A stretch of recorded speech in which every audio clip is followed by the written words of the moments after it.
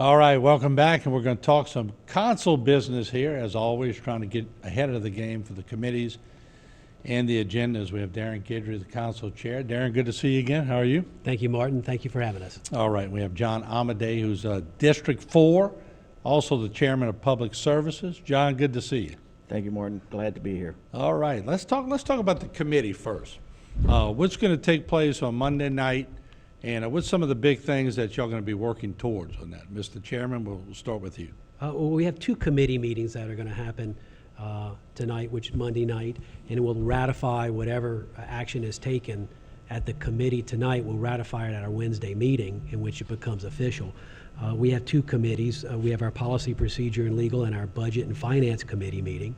And we have a few things on our Budget and Finance. One thing that I'm excited about is a resolution to actually hire an engineering firm, JHK Consulting, which is we had to go through a request for qualification process in order to qualify for FEMA reimbursement. But what YKH Consulting is going to do is they're going to do the assessment of all the lighting, decorative lighting, like on St. Charles Street, and we're going to have to replace all the lights on St. Charles. So this begins the process of us doing the assessment, ordering the lights, and having them come in and getting the contractors ready. Also, Mr. Amity has some decorative lighting in some of his, I think, Southern States. Southern States, Wallace Southern Thibodeau. States, Wallace Thibodeau. Well, let me has ask you, John, while we have it, Darren makes a good point. It's fun to have these pretty lights everywhere, but when they go down, sometimes it's hard to get the parts, isn't it? Especially right now with COVID and the manufacturing problems. I haven't spoken to Ernie Brown precisely about this, but I know in the field that I'm in, we're having a hard time because manufacturing is so delayed from having been shut down. And with these decorative lights, the parish is responsible for fixing them, not Energy. Energy just changes the bulbs for us. So we have to get that done. And as always, with everything after the storm, we're a little stretched, and having somebody come in and take that from us and be able to get it done in a more timely manner, I'm sure the citizens are going to appreciate that. And Darren, for people watching that don't really understand, well, why do they have committee meetings and then they have a general meeting? Why can't they do it all in general? You got to sort of weed through it, don't you, in the committee meeting? Well, we could actually do this all in one meeting. The only problem is the meetings would start at 6 and probably wouldn't end till 11 o'clock. And it's kind of hard on the general public that has to work. So not this council, but several councils ago decided to do most of its work in committees. And actually some of the committees are set up in our home rule charter and says that we will have these committees. And that's why they were initially set up. So we meet tonight at 5:30, and we'll probably be over with no later than 7:30. So it makes us a manageable time. The public can come and look, and they can still be at home, feed the kids, and go to work the next day. Well, I'm here to say that I used to televise meetings back in the day that went till 11 o'clock. And they were long, long meetings, you know. What else will go on tonight on Monday? I think we have, of course, we introduce ordinances, but all we do is introduce them. They will be put on the Wednesday agenda in 2 weeks, and then we'll have detailed information. We also have on our Policy, Procedure, and Legal, you'll find some things that co-sponsorships, and a lot of people don't understand what a co-sponsorship is from the council. And nonprofits will come to us and want the parish to co-sponsor an event, and what that co-sponsorship includes is if the event benefits the public, then we will give them up to $600 in city services, city parish services. We don't make a donation to their event, but if they need barricades, we'll let them use barricades. We'll help them with police officers, which are things that we require them to have. Or utilities. Our utilities. Yeah. And so we have a few events on that committee to approve co-sponsorships. And what we look at is this event going to benefit the general public? Do y'all get a lot of that from the public? We do, and we do get some that are not from nonprofits, and we don't put them on our agenda because you must be a nonprofit or provide some type of public benefit in order to qualify. Yeah, because I'm sure that list could grow. Oh, yeah. It could grow quite Everybody would be knocking at the door. So when you're going from the committee meeting, about a couple of minutes left in this segment, we'll come back and talk about the general. What is your hope when you go from a committee meeting to the general meeting, that you pretty much got everything squared off in the committee meeting? Is Yes. that the hope? That's generally, the committee is a working group, so they kind of work through all the weeds and come to the final solution. And then when we meet as a full council on our Wednesday meetings, it's mostly procedural to just carry that on through as a unified body. That way, when you're voting, sometimes the public hears, all right, blah, blah, blah, blah, blah, blah, good, blah, blah, blah, good. It moves pretty quick because y'all have done all the work in the Monday meeting. That's correct. Okay, Darren, anything else on the? Well, I do want the public to know that you are invited. It is a public meeting, the committee meetings. And you can speak at a committee meeting as long as it's an item on the agenda. You can fill out a speaker card. Mm-hmm. So just because we do them at committees, it doesn't mean that we're not inviting the public or we don't do it in front of the public's eyes. So if you see anything that's on our committee meeting agendas, please come out and share your views and opinions. And they have, what, 3 minutes to speak unless y'all let them go longer? Each one has 3 minutes unless they have specific factual information that they're providing, in which case we'll let them go on. Yeah, I can imagine it's hard to get something detailed in 3 minutes. We can't do it on this show for sure. All right, so let's talk about the general meeting. And let's go to general business. And Darren, we'll start with you. There's always something new that pops up, but you always have like Retired Teachers Day or Women's History Month. That recognizes a lot of people, doesn't it? Wednesday during our regular meetings gives us an opportunity, yes, to recognize people who have accomplished things and also recognize special months, special weeks. This is when we actually proclaim that for Terrebonne Parish. And so we're going to proclaim the Retired Teachers Day as one of the items. And Mr. Amity has a proclamation that you're going to do as well, right? Mm-hmm. Yeah, I discovered this last year and wanted to make sure that we recognize all the women, especially the professional women that are out there, and even the moms, because they're professional women as well, if you've ever tried to run your household. So March is, we're going to proclaim as Women's History Month. And I would encourage everyone to go out and take a look at all the great women in history and what they were able to do, what they were able to accomplish, and why we have some of the things we have today. Isn't it amazing how, I've always said it because I've had a chance to be on this perch for about 40 years, and I've watched the women. And the movements have been fantastic. But I agree with you, because people used to say, I said, what's your mama do? Oh, well, she's just a housewife. Just a housewife. Right. And taking care of the family and the 6 kids and everything else that goes with it. So that's good for you to do. And I know they appreciate it for sure. Mr. Amity is being modest, but, he has a claim, or his wife is a very involved person in the community. Our state representative, Ms. Beryl Amity. So I'd imagine that was a lot of his thinking along the way. So he knows, that they've created a lot of avenues for women in this parish. Right, and it's good to see. Sometimes us guys think we have all the answers, but those women have some wisdom with them that we may kind of overshoot, and they rein us in and put us back on line. And let's not forget to mention drive, too. They absolutely have the drive. I can speak from my wife. She started out lobbying at the Capitol and did that for about 20 years before. I don't say I convinced her. I think she heard from God and decided to get on the other side of the ropes and start working from that aspect. And in fact, she's in Baton Rouge today, and they're getting ready for the upcoming session. Well, good. Now, I don't want to run out of time. We're going to talk about, Lawrence Dehart's going to go talk about the United Food Bank. That seems like it's starting to get a lot of attention. So I would imagine that's progressing pretty good. Lawrence has taken it upon himself over the years to build this thing, and he's done a very good job, and he's been able to find where those monies are hidden and expanded. So they've moved into their new location, and they're buying up properties and expanding, making connections to get more supplies that are necessary. And the work that they did during the Hurricane Ida was tremendous to help the citizens of Terrebonne Parish.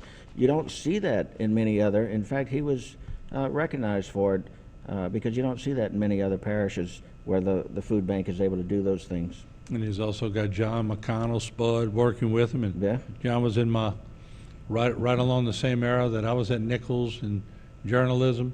He was there too, so John McConnell doing it. And Martin, the food bank has experienced a lot of challenges recently as a result of the hurricane. I mean, at the very beginning, we get the National Guard, we get all these agencies coming in and providing food.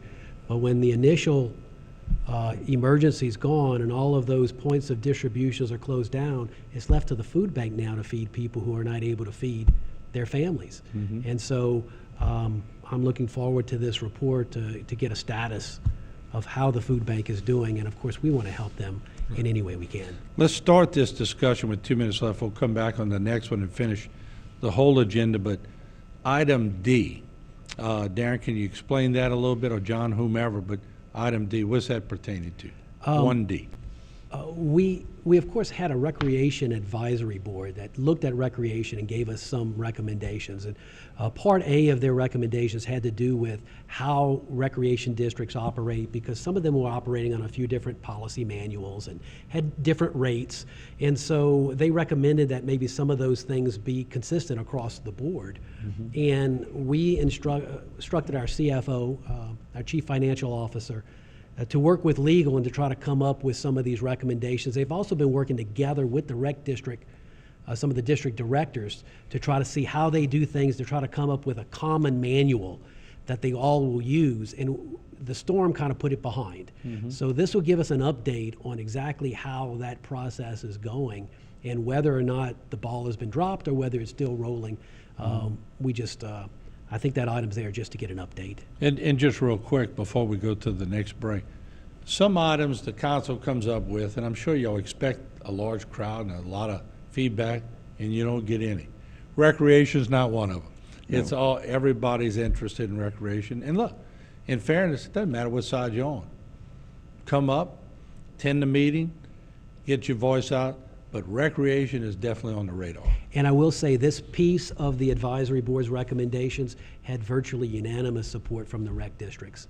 You know, they were encouraged by it. They were looking forward to working on some type of policy manual, and so we had good response from the rec districts. And that helps. The more you get worked out behind the scenes, the less controversy normally, but this has been a big item, and look forward to seeing how it moves on. In general, subdivisions, I notice on 2B, y'all have something that deals with subdivisions, and most people watching probably wouldn't understand what it takes to put a subdivision together.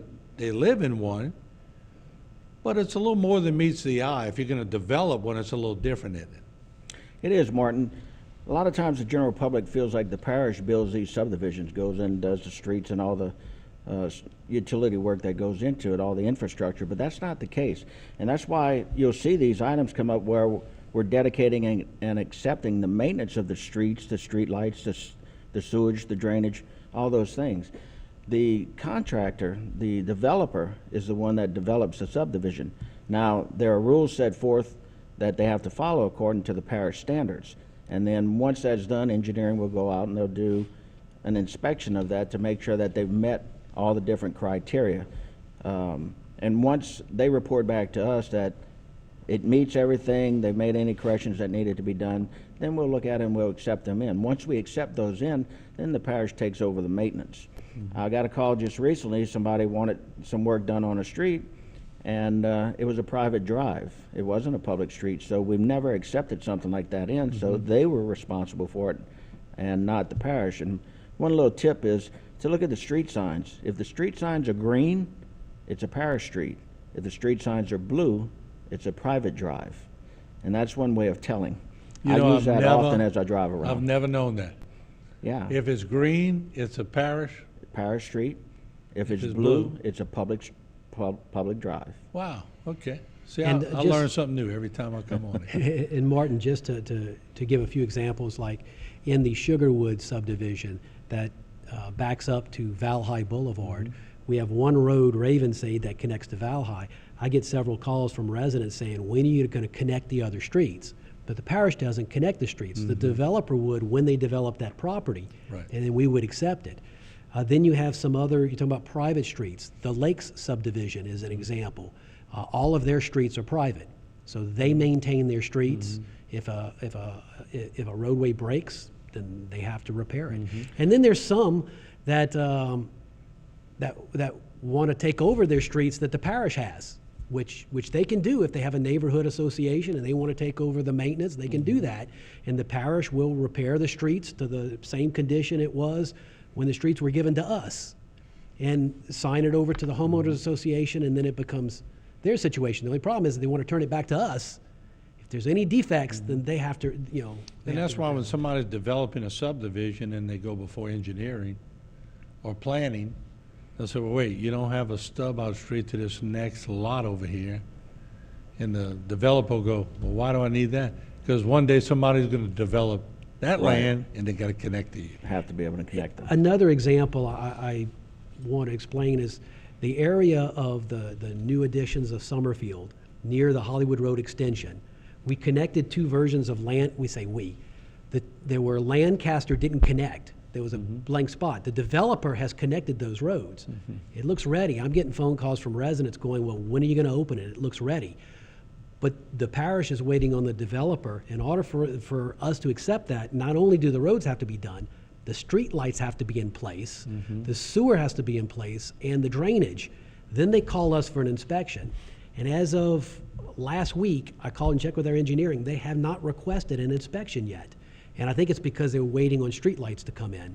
So that's usually the holdup when you see these streets built. It's because of the developer and holdups in the Well, the development. developer's engineer is going to make their punch list, and when they got it finished, then they go for final approval. Most of them won't go in front of y'all unless they have the majority of it done. Absolutely. They don't want to be embarrassed, you know. They want to have it finished. Exactly.